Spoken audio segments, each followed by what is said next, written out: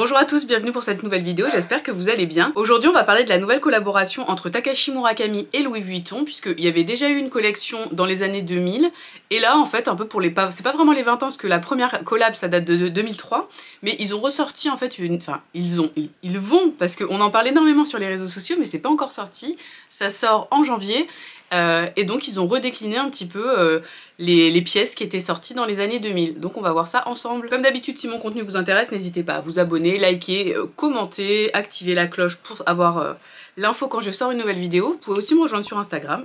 En 2003, Marc Jacobs, qui était à la tête de Louis Vuitton, demande à Takashi Murakami en fait de revisiter le monogramme et de faire une collaboration ensemble. Donc de là en fait il va en découler une des plus longues collaborations je pense de l'histoire de la mode, puisque la collaboration elle va durer donc de 2003 à 2015 quand même. Donc c'est quand Nicolas Guéquière va arriver à la tête de Vuitton qui va stopper en gros cette collaboration. Mais donc là c'est toujours Nicolas Guéquière et cette fois-ci en 2025 ils vont revisiter un peu le travail qu'avait fait Murakami à l'époque. En gros, sur les collections qui sont sorties dans les années 2000, il y a eu plein de déclinaisons. Les plus iconiques, ça va être évidemment le monogramme multicolore, donc sur fond blanc ou sur fond noir. Il y a également eu la très célèbre collection avec les cerises. Vous avez aussi la collection avec les fleurs de cerisier, les cherry blossom.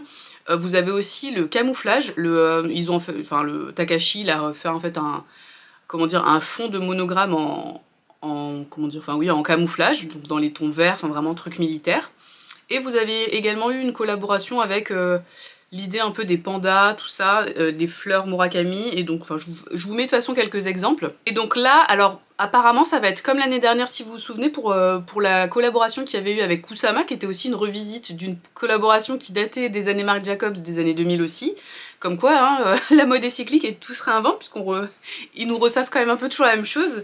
Après, personnellement, sur Kusama, j'avais trouvé ça très réussi. Là, on va voir ce que j'en pense sur la première version, puisque donc là, on a commencé à avoir des visuels pour ce qui va sortir en janvier en France. Et donc, il s'agit vraiment de la revisite du monogramme et également du panda. Mais on n'a pas encore les visuels pour ce qui est cerise et pour les cherry blossom. Alors, petit update de la Carole du montage. J'ai trouvé quelques visuels des cherry blossom, donc je vous les mets. Je suis pas super convaincue, pareil, je trouve ça un peu du réchauffé et je trouve ça fait un petit peu enfantin. Sans plus, c'est pas ce que je préfère, mais de base, j'aimais pas plus que ça sur la collaboration originale. Donc voilà, pour moi, sans plus. Je préfère largement les monogrammes multicolores ou les cherry blossom, mais c'est vrai que ces collections fleurs, vraiment, je trouve que ça n'a pas trop d'intérêt en fait. Enfin, vraiment bof. J'ai pas entendu parler d'une revisite du camouflage, donc je sais pas. Mais en tout cas, ce qui est sûr, c'est que normalement la collection elle va sortir en au moins 2 phases, donc en janvier et une deuxième phase plus tard dans l'année. Je sais plus si c'est mars-avril, mais bon, enfin en tout cas voilà, il va y avoir au moins une première version, donc début d'année, et une autre version peut-être deuxième trimestre, je pense. Donc voilà pour les infos pour l'instant qu'on a. Et bon, c'est pas vraiment un suspense, mais les prix sont quand même très élevés. Donc juste pour revenir un peu sur Takashi Murakami, donc c'est un artiste japonais qui mélange un peu l'art traditionnel japonais et l'art on va dire iconique du Japon, donc tout ce qui est manga, animé, ce genre de choses, avec de l'art pop, enfin avec la pop culture. Et donc ça donne des visuels extrêmement très vif, extrêmement coloré. Je pense que son œuvre la plus connue c'est la fleur là qui a été déclinée dans plein de couleurs qu'on peut voir dans plein d'endroits. Enfin, c'est une œuvre d'art qui orne énormément d'endroits. Je sais qu'à Las Vegas, dans certains hôtels, vous aviez une grande fleur comme ça, Murakami. J'ai reconnu tout de suite, je fais « Ah, mais c'est la collab avec Louis Vuitton !» Non, c'est juste l'artiste tout seul, là, cette fois-ci, pour le coup, calme-toi. Il y avait également eu dans la collaboration, l'artiste a fait des vidéos, donc en collaboration avec la marque, puis il y a aussi eu plein de petits goodies, donc par exemple des peluches en forme de panda, enfin ce genre de choses. Donc moi je trouve que ce qui est le plus connu, c'est forcément le monogramme multicolore. Je trouve que ça, pour moi, c'est vraiment le truc le plus iconique. Donc évidemment, ça a été 100%, enfin moi pour moi, c'est vraiment l'essence un peu des années 2000. Cette collection multicolore, surtout la version blanche, on la voyait partout. Pour moi, à l'époque, vraiment, c'est ce qu'on voyait partout et ce qui était énormément contrefait aussi. Mais on a vu toutes les hit girls des années 2000, donc de Paris Hilton, Lindsay Lohan, enfin toutes celles-là qui arboraient ce style de sac. Et on a vu que c'était un petit peu revenu ces derniers temps, parce qu'on a vu Zendaya, par exemple, qui arborait aussi des sacs de l'ancienne collection, ou les sœurs Kardashian, enfin bon. Donc ça ça a toujours été iconique. Et d'ailleurs, en seconde main, c'est des pièces qui peuvent, selon les déclinaisons, être assez chères et assez difficiles à obtenir. D'ailleurs, Marc Jacobs, à l'époque où est sortie la collection, avait déclaré que donc cette collaboration, c'était un mariage monumental entre le business et l'art. Donc ça voulait tout dire business, et effectivement, ça a explosé les scores à l'époque. Ça a été un très très gros succès. Et bon, bah c'est pour ça que le Vuitton ressort, je pense, tout ça. Je pense que tout le monde a déjà parlé de cette collection, a déjà regardé cette collection, et en a un avis qui peut être assez tranché, parce que c'est le monogramme multicolore, je pense qu'on adore ou on déteste.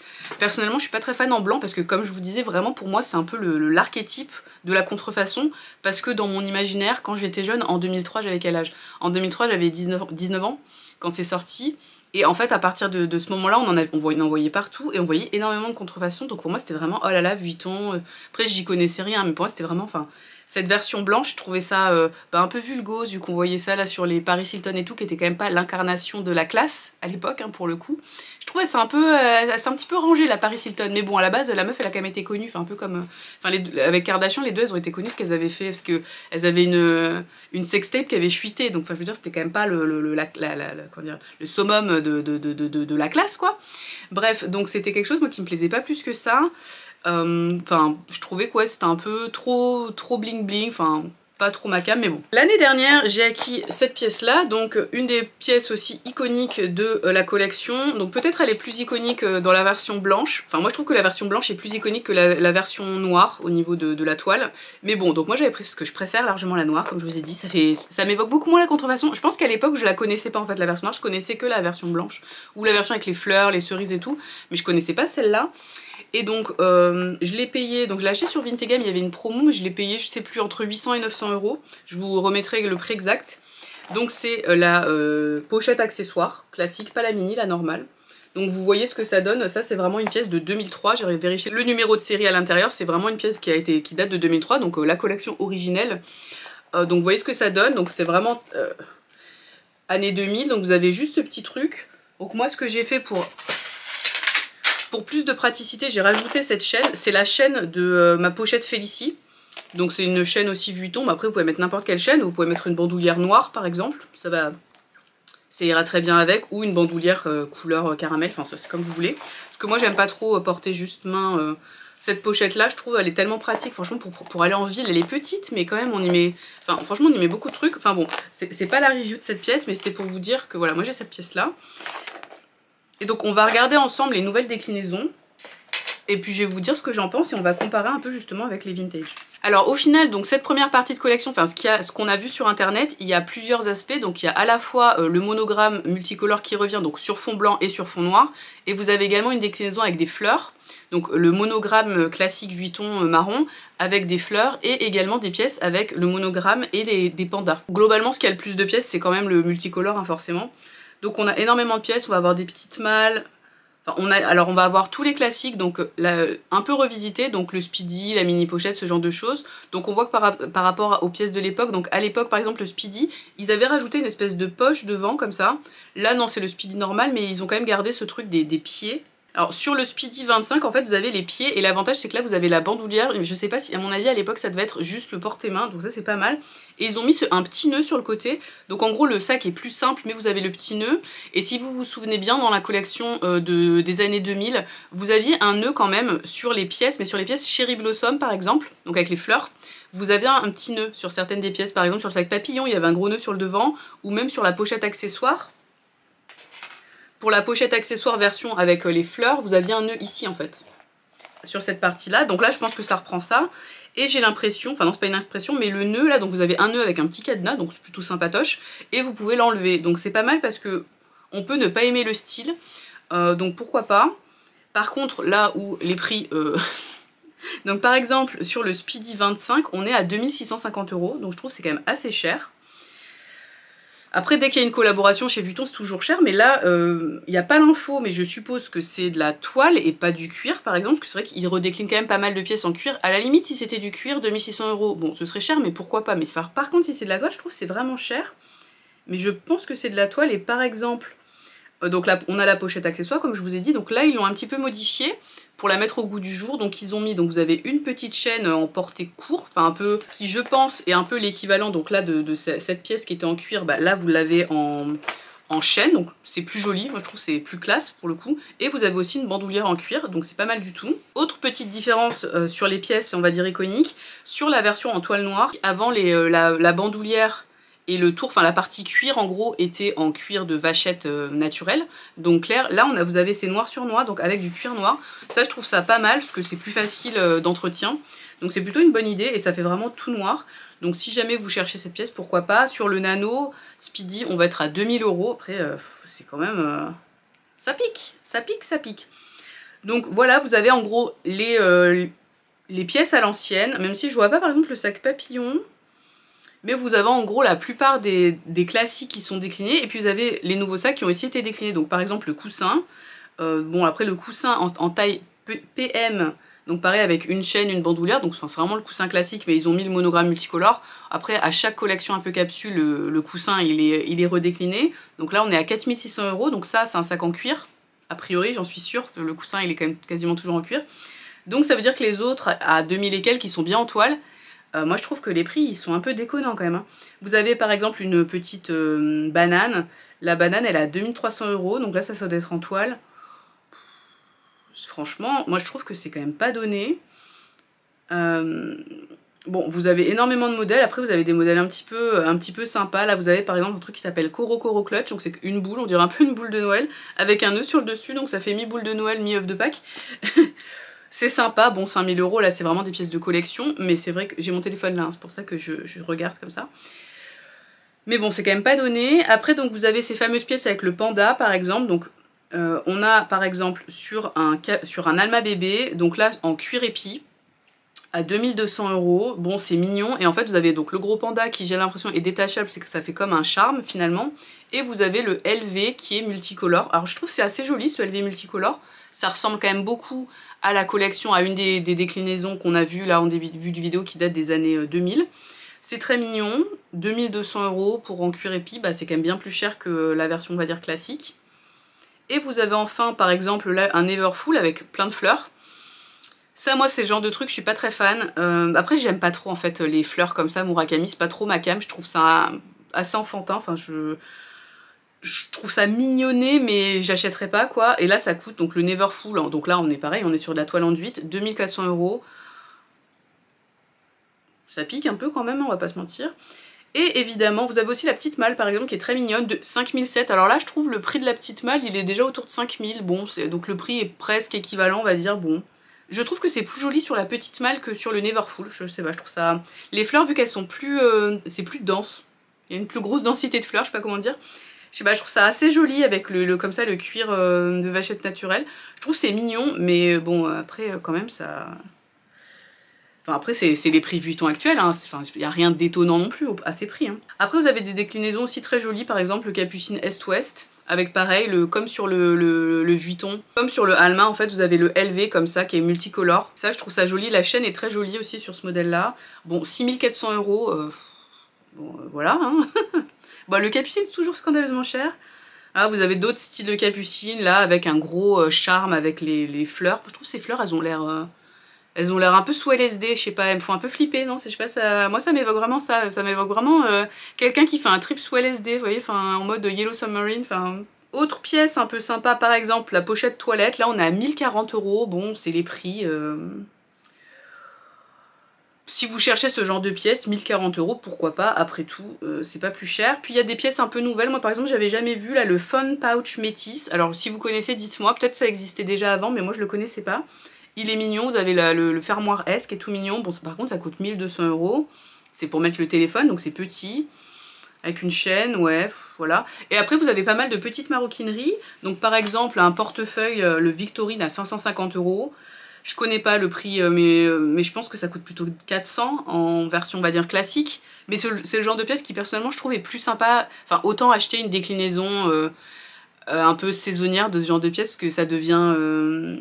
Enfin, c'est des pièces de collection, donc je trouve ça plus sympa de prendre, plutôt que de prendre le monogramme classique en fait, je trouve ça plus sympa de prendre quand il y a des collaborations ou quand il y a des collections pop-up. Vous avez également par exemple un phone holder, que je trouve plutôt moche, et ça coûte quand même 750 €. Bon, avec, vous avez une petite pochette clé, donc à la limite, si vous voulez à la fois un phone holder un peu chicos, enfin un peu chic, un peu Vuitton, on va dire, plus vous avez besoin d'un un truc pour mettre les clés là. Bon bah ça fait 2 en 1, donc c'est peut-être pour ça que c'est aussi cher. Parce qu'attendez, il y est, je pense, juste le porte-carte. Le porte-clés seul, il coûte 360, là, 750 quand même, juste pour avoir un petit tour de cou. Ça pique hein, quand même. Hein. Mais bon, par exemple, vous avez le porte-passeport qui coûte 385 €. C'est assez intéressant, je trouve ça, c'est pas trop cher. Il est mignon si vous voulez un truc avec comme ça, coloré et tout, c'est plutôt sympa. Vous avez aussi des pièces un peu maison pour faire du rangement, des boîtes, comme ça. Honnêtement, je sais pas trop qui achète ça, mais pourquoi pas. Là, par contre, j'ai pas les prix. Et vous avez aussi des petits charmes, vu que c'est grave la mode cette année, des petits charmes. Ça, je trouve ça hyper mignon. Vous avez un petit charme Speedy, un petit charme Alma avec en décliné en monogramme multicolore. Je trouve ça très mignon, mais là, j'ai pas les prix, donc je les rechercherai en faisant le montage. Vous avez aussi bon, des casquettes, des chapeaux, des trucs comme ça, des accessoires pour cheveux par exemple, un marque-page, enfin, j'ai l'impression que c'est un marque-page. Vous avez aussi, on sait pas pourquoi, un truc un peu en fourrure, une espèce de banane en fourrure à 10 000 balles. Alors là par contre je comprends pas le délire, ça c'est, je trouve ça pas très très beau, mais pourquoi pas. Bref, alors, une fois qu'on a vu ça, c'est bien, mais j'ai toujours pas dit ce que j'en pensais, et cette vidéo va être extrêmement longue. Alors ce que j'en pense, moi j'ai une petite déception, parce que je trouve que ça ressemble énormément à la collection des années 2000, je trouve ils se sont pas trop cassés le cul quand même, hein. C'est très proche, et donc j'ai fait des petites recherches pour voir, et honnêtement sur le monogramme classique, sur... par exemple, ce type de pièces-là, pour moi, c'est plus intéressant d'acheter en seconde main les pièces des années 2000 que d'investir là sur les pièces neuves. Parce que donc, bon, en regardant vraiment très rapidement, mais par exemple, j'ai vu, donc vraiment cette pochette-là que moi j'ai payé, on va dire 900, parce qu'il y avait une réduction, donc on va dire c'était moins de 1000 en tout cas, c'était entre 800 et 1000, donc on va dire 900, hein, voilà. J'en ai trouvé d'autres, donc la même, exactement la même, à 942 € par exemple sur Vintega. J'ai également trouvé une avec les cerises à 914 €, toujours sur Vintega, mais il y avait une petite promo. Donc on va dire, allez, ça coûte autour de 1000 €. Donc voilà, on a vu que neuf, ça coûtait... Est-ce que vous avez une petite chaîne en plus, une bandoulière, ça coûte 1900 €. Je veux dire, bah là vous l'achetez 900 balles, puis vous achetez une bandoulière sur Etsy ou sur Amazon, bon bah ça vous coûte quand même 2 fois moins cher, donc franchement mitigé. J'en ai même trouvé une sur Vestiaire.co à 789 €, donc version monogramme multicolore, en noir. Franchement, voilà.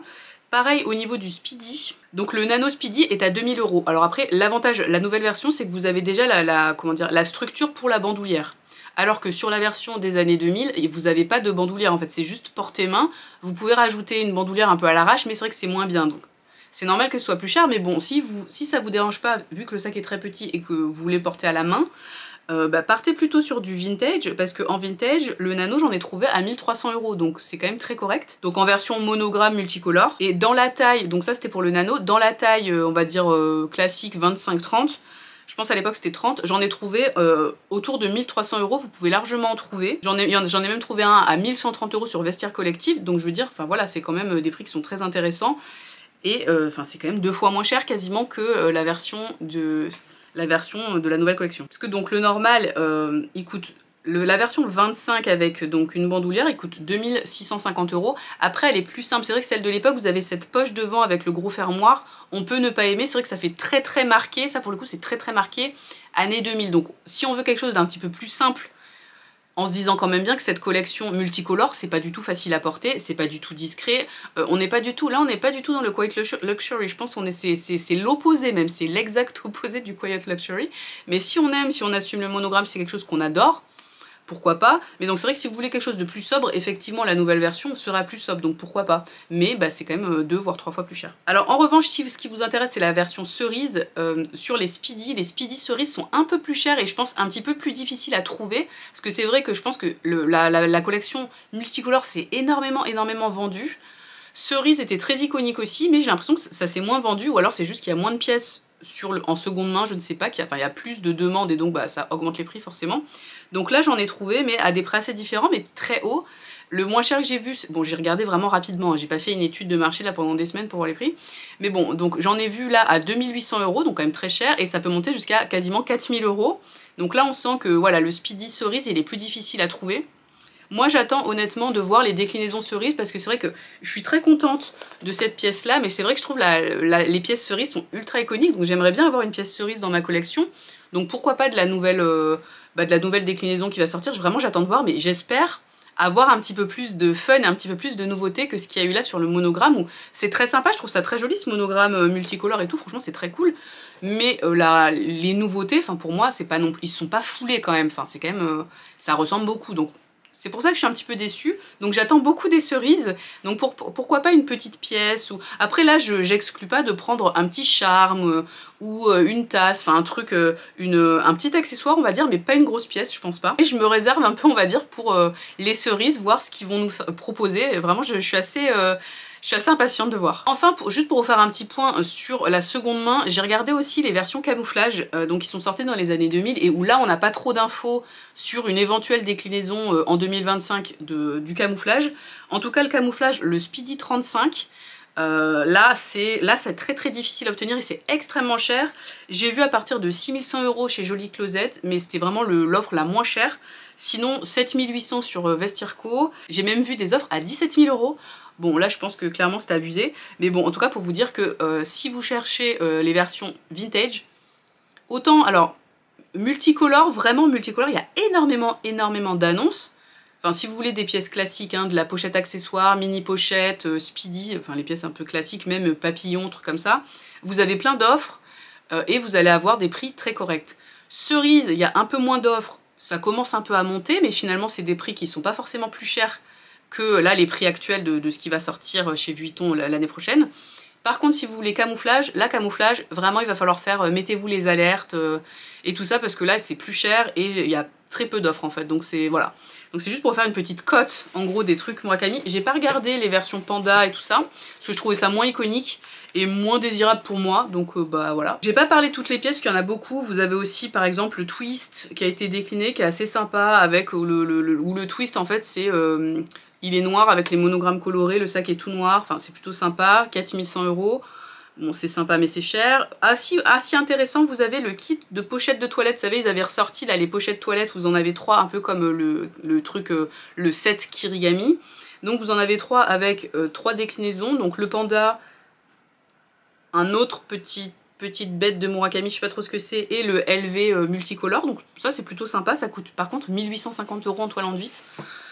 Là je trouve ça pique, il me semble que le set des 3 trousses de toilette, je sais plus, je crois que c'est Alex qui l'avait acheté mais je me souviens plus, ça coûtait peut-être 1200 ou un truc comme ça. Bon après voilà, ouais, il rajoute quasiment 500 balles, moi je trouve ça un peu cher quand même.